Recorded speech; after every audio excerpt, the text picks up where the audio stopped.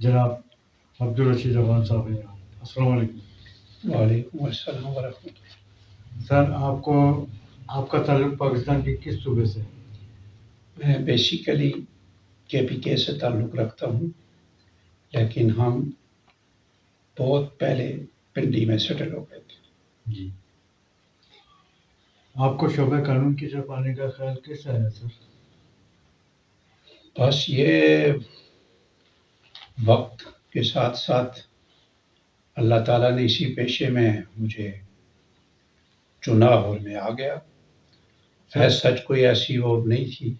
हमारे ज़माने में तो ये होता था कि जी डॉक्टर बनना है, तो मैं भी FSC किया, लेकिन उसके बाद छोड़ दिया और मैं BA किया और फिर वकालत में आ गया LLB करके। सर करियर के इस ज़माने में किन शख्सियत ने आपकी रहनुमाई फरमाई? मेरे सबसे जिस शख्स से मैंने सीखा या जिनके साथ मैं रहा हूँ वो M बिलाल हैं। M Bilal senior advocate supreme court of Pakistan जो रावलपिंडी में है। सर सिविल कोर्ट से लेकर सुप्रीम कोर्ट तक का सफ़र कैसे महसूस करते हैं? मैंने वकालत शुरू की तो सिविल जज से लेके मैं सुप्रीम कोर्ट तक मैंने काम किया है और अल्हम्दुलिल्लाह मैं बहुत मसरूफ़ वकील रहा जी। और ये बड़ा कठिन पेशा है, इसमें बड़ी मेहनत करनी पड़ती है और अल्लाह ताला ने मेरी रहनुमाई की, मेरी मदद की और मैं एक कामयाब वकील तो मैं नहीं कह सकता, लेकिन इज़्ज़त से वक्त कट गया। सर सिविल कोर्ट से लेकर सुप्रीम कोर्ट तक आपके पास मुकदमात की नौयत क्या है ज़्यादातर? ज़्यादातर तो मैंने सिविल साइड पे वकालत की जी। और इसमें फैमिली मैटर्स थे, प्रॉपर्टी के केसेस थे।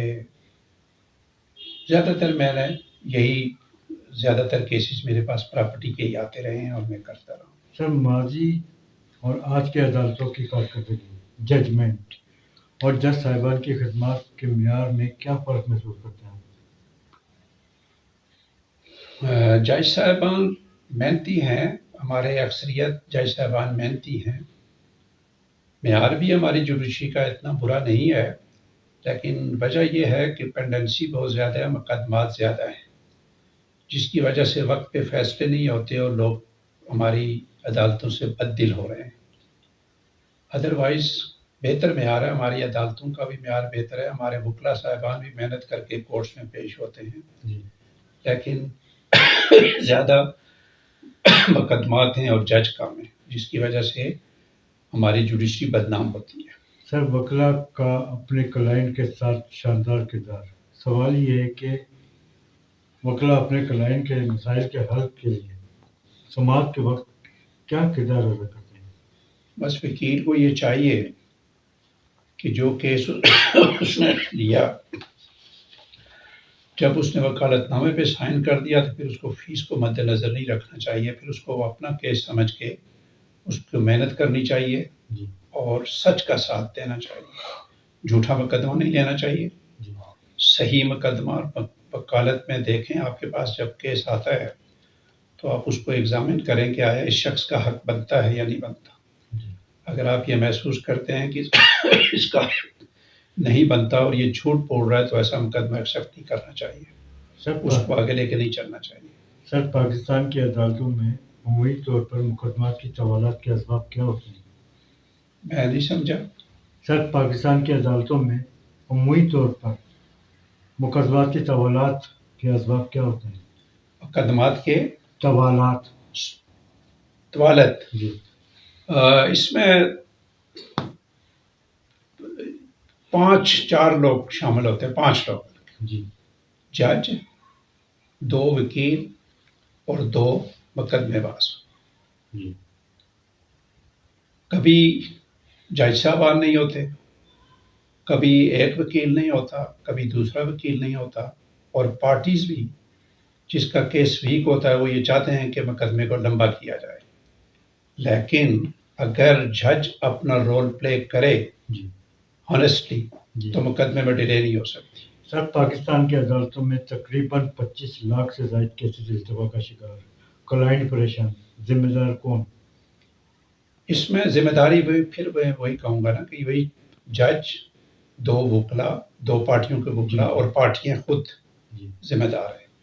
کسی ایک شخص کو لائبلٹی نہیں ہم کہہ سکتے کہ وہ لائبل ہے. سر جیسا کہ آپ نے فرمایا کہ جج صاحبان کی کمی، حال ہی میں سپریم کورٹ سمیت ہائی کورٹ کے جج صاحبان کا اپنے عہدوں سے مستعفی ہونا،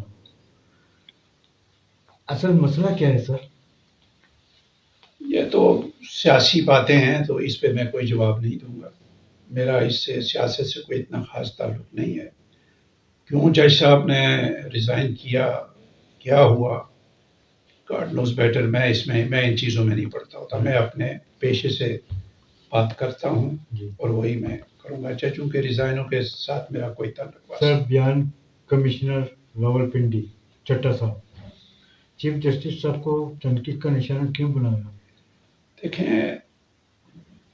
ان کو میں ڈائریکٹلی تو یہ میں نہیں کہہ سکتا کہ چیف جسٹس صاحب، اور خاص کر کے چیف جسٹس آف پاکستان کا کسی الیکشن میں رول ہوتا ہے. جی الیکشن کی ساری ذمہ داری فیئر ہو، صحیح ہو. جی ایک ادارہ بنا ہوا ہے کانسٹیٹیوشنل، جی الیکشن کمیشن آف پاکستان، ان کی ذمہ داری ہوتی ہے. سر اور اگر وہ کہیں پہ کوئی گڑبڑ ہوئی ہے تو اس کی ذمہ داری الیکشن کمیشن کی ہے. اس میں چیف جسٹس آف پاکستان یا کسی جج یا کسی اور شخص کا کوئی رول نہیں ہے. سر آپ کے خیال میں کمشنر راول پنڈی کے الزامات سے پاکستان سمیت پاکستان کے ادارے متاثر ہو سکتے ہیں؟ متاثر ہوئے ہیں.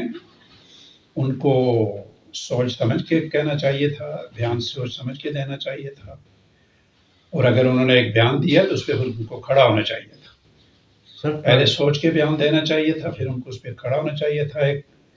ایک چٹکی بجا کے وہ آئے اور پھر چٹکی بجا کے چلے گئے. اس طرح ادارے نہیں چلتے. تو سر کیا چیف جسٹس صاحب اس وقت نوٹس نہیں لے سکتے؟ میرے خیال میں ان باتوں میں سپریم کورٹ کے چیف جسٹس کو انوالو نہیں ہونا چاہیے. ان کو نہیں چاہیے کوئی اس بات، چھوٹی چھوٹی باتوں کو وہ سو موٹو ایکشن لینا شروع ہو جائیں. عدالتوں میں آئین پاکستان قانون موجود، جج صاحبان کے پاس قلم کی طاقت. سوال یہ ہے کہ فیصلے کرنے میں پریشان کیوں ہیں آج کل کے جج صاحبان؟ میرے خیال میں پریشانی تو مجھے تو کہیں نظر نہیں آتی. میں تو سول جج سے شروع کرتا ہوں اور سپریم کورٹ تک جاتا ہوں. جی میرے اپنے ذاتی مقدموں میں تو کبھی کسی جج کو پریشان نہیں دیکھا. سر آپ ممتاز قانون ہیں، آپ کے خیال میں civil court, high court, supreme court کے اہم مسائل کیا ہیں؟ مسائل اس میں ایک تو جیسے میں نے پہلے بتایا آپ کو کہ ججوں کی تعداد کم ہے. کچھ دوسرا جو مسئلہ ہوتا ہے وہ کمپیٹنسی آف دی ججز ہوتا ہے. اور تیسری بات، وکلا جو ہیں ان کا بڑا رول ہوتا ہے. اور وکیل بھی کمپیٹنٹ ہونے چاہیے. اگر وکیل بھی کمپیٹنٹ ہو، جج بھی کمپیٹنٹ ہو تو پھر فیصلے جلدی بھی ہو سکتے ہیں اور مسئلے بھی نہیں پیدا ہوتے. اور اس سب میں اہم رول جو ہوتا ہے، کیونکہ لیڈ جج نے کرنا ہوتا ہے کسی کیس کو، تو اگر جج پراپر طریقے سے عدالت کو لیڈ کرتا ہے تو مقدمہ ڈیلے نہیں ہو سکتا. سر چیف جسٹس صاحب کی سربراہی میں 3 رکنی، 5 رکنی، 7 رکنی بینچ تشکیل دیے جاتے ہیں، آگے چل کے یہ ٹوٹ کیوں جاتے ہیں؟ یہ تو چیف صاحب کی اور ججوں کی مرضی ہوتی ہے. وہی بینچ بناتے ہیں، وہی توڑتے ہیں. اس سے وکلا کا کوئی تعلق نہیں ہوتا. سر آج کل دیکھنے میں یہ آیا ہے کہ جج صاحبان اپنی پسند ناپسند کے تحت فیصلے کرتے ہیں. کیا مخالفت چل رہی ہے یا سیاست؟ میں اس پہ کوئی کومنٹس نہیں کروں گا کیونکہ میں تو ایک پروفیشنل وکیل ہوں اور میرے نزدیک تو کوئی ایسی چیز، میرے سامنے کوئی ایسی چیز نہیں آتی. میں صرف اپنے ذات کے مقدمے جو ہوتے ہیں ان کی حد تک بات کرتا ہوں. جی میرے مقدموں میں نے کبھی نہیں دیکھا کہ کسی جج نے کوئی ایسی بات کی. سر باقی جو پالیٹکس کے کیس ہیں نہ میں نے کیے، جی اور جو تھوڑے بہت کیے وہ اس میں بھی میں نے پالیٹکس کو نہیں انوالو ہونے دیا. سر واقعہ 9 مئی سول میٹر، آرمی کورٹ تشکیل دینا، آرمی کورٹ میں ٹرائل چلانا، پاکستان کی عدالتوں میں ایک رول نہیں. یہ اس سے میں بالکل ایگری نہیں کرتا کہ سویلین کا ٹرائل آرمی کی عدالتیں کرے. جی پاکستان کی عدالتیں ہیں، ایک جوڈیشل سسٹم ہے. اس میں اس کا ٹرائل ہونا چاہیے. غلط اگر ہے کسی نے کوئی جرم کیا تو اس کو سزا ملنی چاہیے اور پاکستان کی جوڈیشری کے ذریعے اس کو سزا ملنی چاہیے. پیرالل جوڈیشل سسٹم نہیں آ سکتا. مارشل لا لگتا ہے تو اس وقت تو ہم کہہ سکتے ہیں کہ جی ٹھیک ہے وہ ان کی ضرورت ہوتی ہے وہ کرتے ہیں، لیکن اس وقت تو مارشل لا نہیں ہے کہ ہم یہ کہیں کہ جی کسی کا ٹرائل ملٹری کورٹ میں آنا چاہیے. سر اڈیالہ جیل سمیت پاکستان کی جیلوں میں قیدیوں کے بے تحاشا مسائل، قیدی بیماریوں کا شکار، ذمہ دار کون؟ دیکھیں میں خود 15 دن جیل میں رہا ہوں. جب 2007 میں وکلا کی موومنٹ چلی تو اعتزاز صاحب پریزیڈنٹ تھے اور اس وقت میں سپریم کورٹ بار ایسوسی ایشن ایڈیشنل سیکرٹری تھا. اس موومنٹ کے دوران اریسٹ ہوئے اور میں بھی جیل گیا تو میں نے اپنی آنکھوں سے وہاں پہ جیل پہ لوگوں کو مسائل دیکھے. بڑی پریشانیاں ہوتی ہیں وہاں پہ لوگوں کو، تو اس پہ گورنمنٹ کو توجہ دینی چاہیے. ٹھیک ہے کسی نے جرم کیا تو اس کو سزا ملنی چاہیے، لیکن اس کو ایک ادارہ بنا ہوا ہے تو وہ لوگ وہاں پہ لوگوں کو کیئر بھی ہونی چاہیے. جو مجرم یا ملزم وہاں پہ جاتے ہیں ان کے ساتھ زیادتی نہیں ہونی چاہیے. سر پاکستان کے اہم مسائل کیا ہیں؟ پاکستان کے اہم مسائل میں سب سے پہلے لیڈرشپ ہے ہماری. بدقسمتی سے ہمیں آج تک لیڈرشپ صحیح نہیں ملی. جو بھی آتا ہے وہ اپنے ذاتی مفاد دیکھتے ہیں، ملک کے مفاد کو سائڈ پہ رکھتے ہیں. یہ بڑی بدقسمتی ہے ہمارے ملک کی، ہماری قوم کی. سر نئی حکومت کو خارجہ پالیسی، معیشت، غربت، دہشت گردی، کرائم کے ساتھ عوامی مسائل کا سامنا، آپ کے خیال میں یہ حکومت یہ مسائل حل کرنے میں کامیاب ہوگی یا سبز باغ دکھائے گی؟ میرے خیال میں تو موجودہ گورنمنٹ کے بارے میں خود لوگ سوال اٹھا رہے ہیں. تو پہلے ان سوالوں کے جواب گورنمنٹ دے اور لوگوں کو، جنرل پبلک کو مطمئن کرے کہ موجودہ گورنمنٹ جو بنی ہے یا جو الیکشن ہوئے ہیں وہ فیئر ہوئے ہیں، اور اس کے بعد پھر وہ باقی مسائل حل کریں. سر آپ کے خیال میں نئی حکومت اپنی مدت پوری کرنے میں کامیاب ہوگی؟ یہ تو اللہ ہی بہتر جانتا ہے، میں تو اس پہ بارے میں کچھ نہیں کہہ سکتا. برکیف میرا اس میں کوئی کمنٹس نہیں ہوں گے. پوری کر لی تو ان کی قسمت، ٹوٹ گئی تو ان کی قسمت. سر غزہ پہ بات کرتے ہیں. اسرائیل اس جنگ میں آگے شمال سے شروع ہو کر جنوب تک پہنچ گیا ہے. ایسے میں آپ کی نظر میں غزہ کا کیا مستقبل ہے؟ بس وہ تو ایک قوت ہے جو مسلمانوں، خاص کر کے فلسطینی مسلمانوں کو ختم کرنے کے در پہ ہے، اور کیا. سر آپ کیا سمجھتے ہیں کہ اگر اسلامی ممالک تھوڑی سی جرات سے کام لے لیں تو مسئلہ فلسطین حل ہو سکتا ہے؟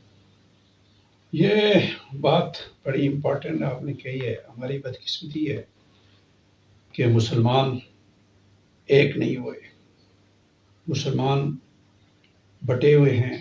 مسلمانوں کے ذاتی مفادات ہیں. وہ جو بات تھی کہ ایک ہوں مسلم حرم کی پاسبانی کے لیے، وہ بات نہیں ہے. اور یہی وجہ ہے کہ مسلم دشمن قوتیں ابھر رہی ہیں. سر کشمیر پہ بات کرتے ہیں. کشمیریوں کو حقوق دلانے کی ذمہ داری کس کی؟ کشمیریوں کے حقوق، میرا تو اس پہ اتنی دسترس نہیں ہے ان چیزوں پہ. ساتھ میں آپ کو سچی بات بتاؤں، میں تو اپنے پیشے سے متعلق ہی، لیکن اس کے لیے کشمیریوں کو خود ہی جدوجہد کرنی پڑے گی. سر آپ کے خیال میں خود ہی کوئی ان کا ساتھ نہیں دے گا. ان کو خود ہی اپنی مدد آپ کے تحت ہی کام کرنا پڑے گا. سر آپ کے خیال میں کشمیر کی عظیم قربانیاں رنگ لائیں گی؟ ہاں انشاءاللہ امید ہے کہ ضرور ان کو آزادی ملے گی. جس طرح وہاں کی مائیں، بہنیں، بیٹیوں، بچوں، بوڑھوں نے قربانیاں دی ہیں، ظاہر ہے ان کی قربانیاں ضائع نہیں جائیں گی، اور انشاءاللہ ضرور ان کو اس کا پھل ملے گا. سر کشمیر کے 76 برس یوم تاسیس جاری، کشمیریوں کو خراج تحسین پیش کرنے کے لیے آپ کا پیغام؟